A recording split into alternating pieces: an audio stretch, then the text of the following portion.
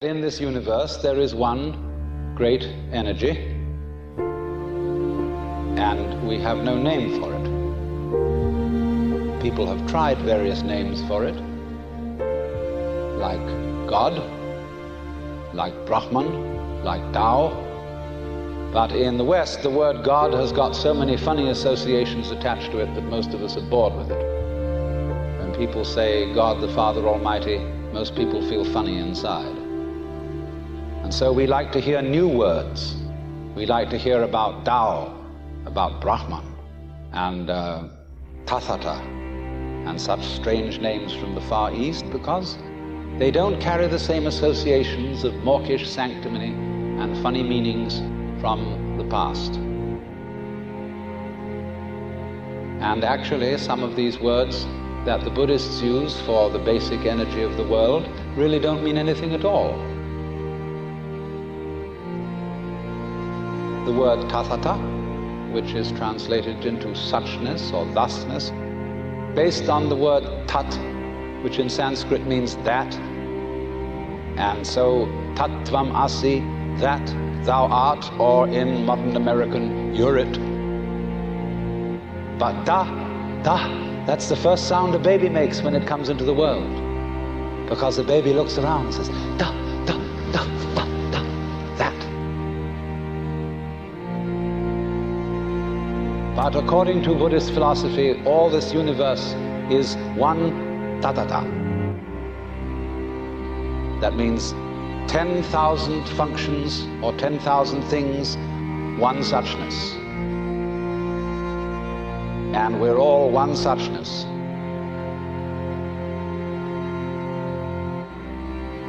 And that means that suchness comes and goes like everything else, because this whole world is an on and off system. As the Chinese say, it's the yang and the yin. And therefore it consists of now you see it, now you don't, here you are, here you aren't. Because that's the very nature of energy, to be like waves, and waves have crests and troughs. Only we, being under a certain kind of sleepiness or illusion, imagine that the trough is going to overcome the crest. The yin, the dark principle, is going to overcome the yang, or the light principle, and that off is finally going to triumph over on.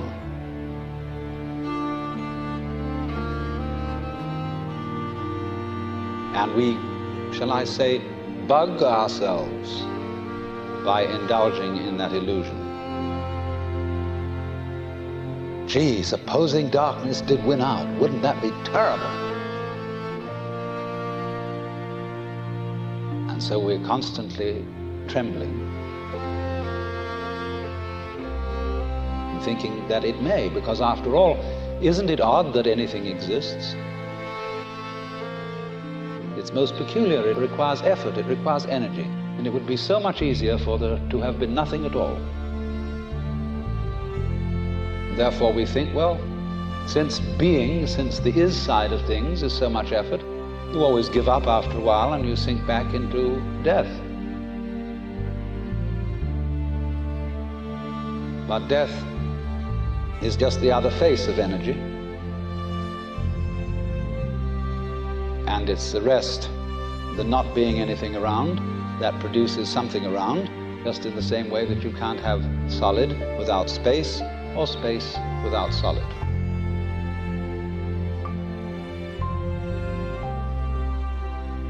When you wake up to this and realize that the more it changes, the more it's the same thing, that you are really a playing of this one energy, and there is nothing else but that it is you, but that for you to be always you would be an insufferable bore.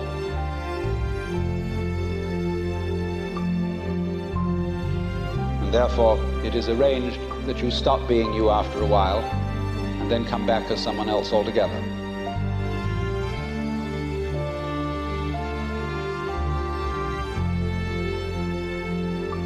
And so when you find that out, you become full of energy and delight.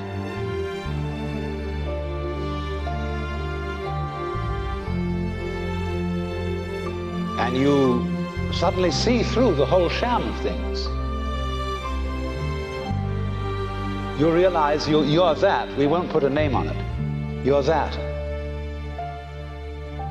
And you can't be anything else.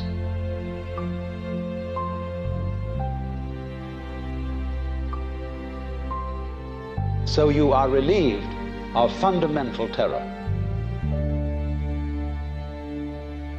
That doesn't mean that you're always going to be a great hero, that you won't jump when you hear it bang, that you won't worry occasionally, that you won't lose your temper. It means, though, that fundamentally, deep, deep down within you, you will be able to be human, not a stone Buddha. You know, in Zen, there is a difference made between a living Buddha and a stone Buddha.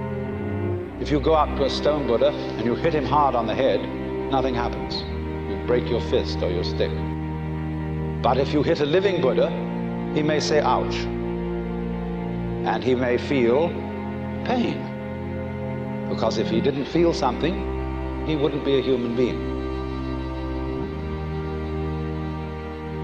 Buddhas are human. They are enlightened men and women. But the point is that they are not afraid to be human. They are not afraid to let themselves participate in the pains, difficulties, and struggles that naturally go with human existence.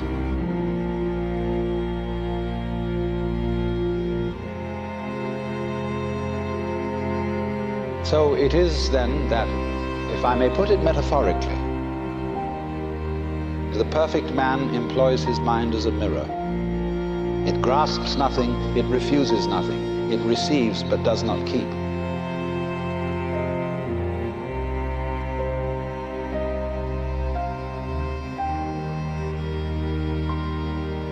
In other words, this is to live without hang-ups.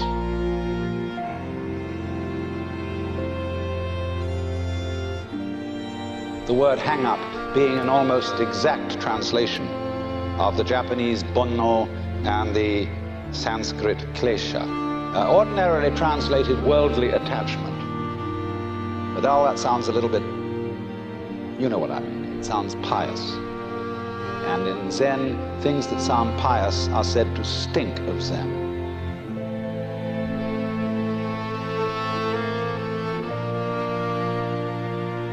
But to have no hang-up,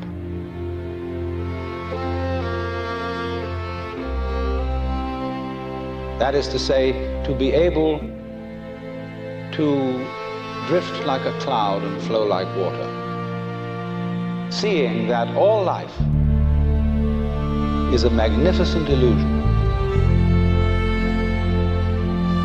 a playing of energy,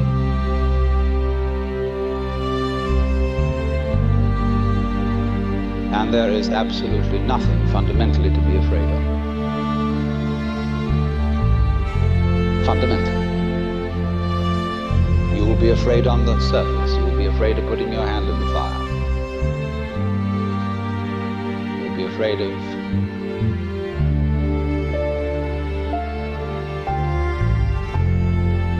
getting sick. But you will not be afraid of fear. Fear will pass over your mind like a black cloud will be reflected in the mirror.